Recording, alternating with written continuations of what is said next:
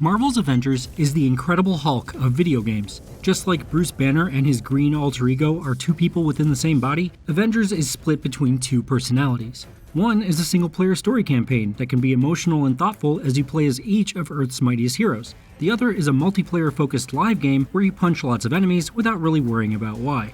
Both sides work in their own way, but they never quite mesh, leaving Marvel's Avengers a somewhat confused game, but a fun one despite all its inner turmoil.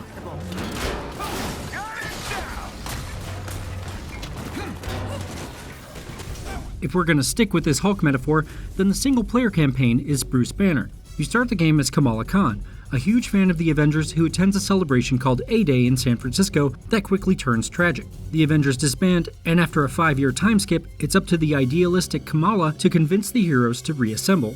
Though you play as all of the Avengers over the course of the campaign, the game is at its best as it explores Kamala discovering her own identity as Miss Marvel and helping each of the characters deal with the trauma and conflicts resulting from A-Day.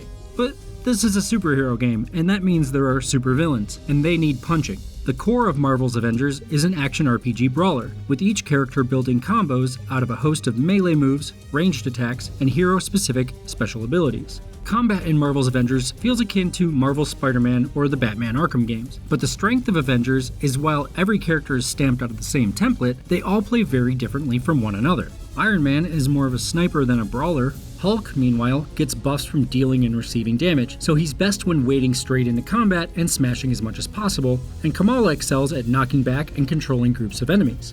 In the campaign, all those characters allow you to explore different thematic levels that play to each Avenger's strengths, but it also causes the story to feel more disjointed. There's enough difference in the characters that jumping from Kamala to Hulk to Iron Man over the course of a few levels is more disorienting than it is empowering. There's not really an elegant way for the game to onboard you with each of the characters, so the single-player campaign starts to feel more like an extended tutorial to get you ready for the live game. However, the story is an engaging one, digging into the same kind of character conflicts between the Avengers that added depth to the Marvel Cinematic Universe's take. It largely focuses on the relationship between the exuberant Kamala and the reluctant Banner, who's fallen into a depression and despair in the years after A-Day. With Banner, Kamala finds a superhero mentor who helps her come to grips with who she's becoming thanks to her new powers, while Kamala helps give Banner the strength to step off the sidelines when he has the ability to change the world. I wish I could, but I can't. But you're Dr. Bruce Banner. The relationship between Kamala and Banner is what makes the campaign of Avengers work, and the time spent on developing these characters makes them worth investing in. Not everybody in the story gets an equal amount of attention, though. Ms. Marvel, Banner, and Iron Man are pretty integral to the story and get a lot of character growth, but Black Widow, Thor, and Captain America are largely ignored. In practice, the 10 to 14 hour campaign feels like it shortchanges some of the heroes to make room to cram in the Hulk side of Marvel's Avengers, the expansive, multiplayer-based live game.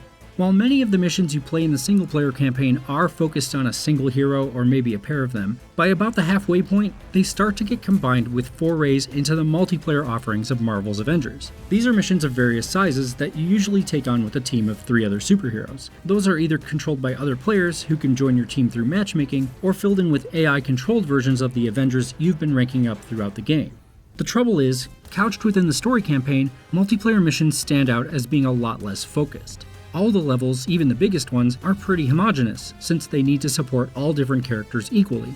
That turns them into little more than big fighting arenas that don't play to any particular strengths. They also kill the pace of the campaign, cutting back on character moments so you can run around big chunks of the Utah Badlands or the Pacific Northwest. Marvel's Avengers has all the trappings of a live game like Destiny 2 or The Division, with its social spaces, shopkeepers, faction vendors, and daily activities. The explanations for all those things are wedged in the middle of the campaign, and like the multiplayer missions, they feel at odds with what the story is trying to deliver in its exploration of its characters. Once the campaign wraps up, you're left with just the multiplayer side, which runs on continually throwing more challenging missions at you and gating those missions with gear requirements. The live game runs on a loot system in which you outfit your characters with equipment that has various stats on it. The overall average of your stats determines your power level, which dictates how strong you are in a fight and which missions you're capable of handling. Like other live games, the loot chase is supposed to be the engine that drives your continued engagement. The chance at better, more powerful stuff is the reason to tune in every day or every week with your friends. On this front, Marvel's Avengers flounders a bit. Just about every piece of gear has interesting perks, offering advantages like defense against enemies with freeze weapons, or allowing you to shrink or poison enemies as you pummel them. But it's only at the very top of the loot grind, as you near the cap of 150 power, that you might actually start to bother looking at the gear you're using and what it does. Up until then, even items with good perks will get replaced in short order, since you'll continually be picking up new gear with higher power numbers. The good news is, the loot chase isn't really much of a loot grind. You can tear through levels at a pretty consistent clip, which keeps you from ever feeling like you're gated from content you want to play and forced to play stuff you don't. In the end, there's a fairly big swath of activities you can take on, with varying lengths, objective types, and difficulty levels. If you want a quick 10-minute experience, you'll have that option. If you'd rather dig in for 30 minutes or an hour or 2 hours, there are larger levels that can keep you busy.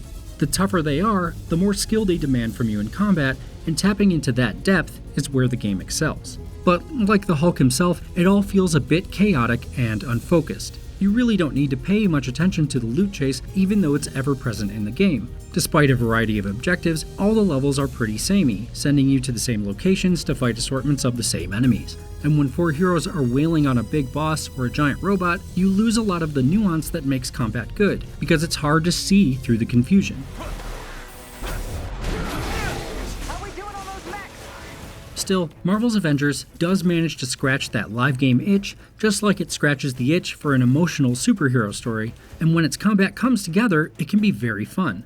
There's a lot to learn and master with each character, and their differences help keep replaying missions fresh. With 6 characters in the base game and more coming, experimenting with each one is a solid draw.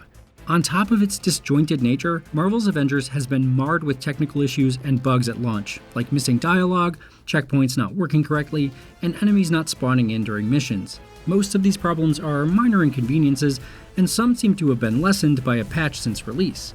In the last few days though, my game has often suffered crashes and freezes whenever I've played. Sometimes I can play through a whole mission or two and even get a couple hours out of a play session before a crash, but other times the game seizes up repeatedly over a short period. I've managed to put a lot of hours into Avengers over the last week or so, but in the last few days as I've worked through the endgame, these problems have rendered the game unplayable at times. Time for a prison break. On the whole though, I've enjoyed my time with Marvel's Avengers. If Crystal Dynamics can deal with the technical issues plaguing the game, I'm looking forward to spending time mastering the combat styles of all the characters and exploring the expansions of its story the live game has set up. As with Bruce Banner and the Hulk, it seems like it'll be worth sticking with Marvel's Avengers, to see how it might reconcile the two halves of its personality in the future to make something even better.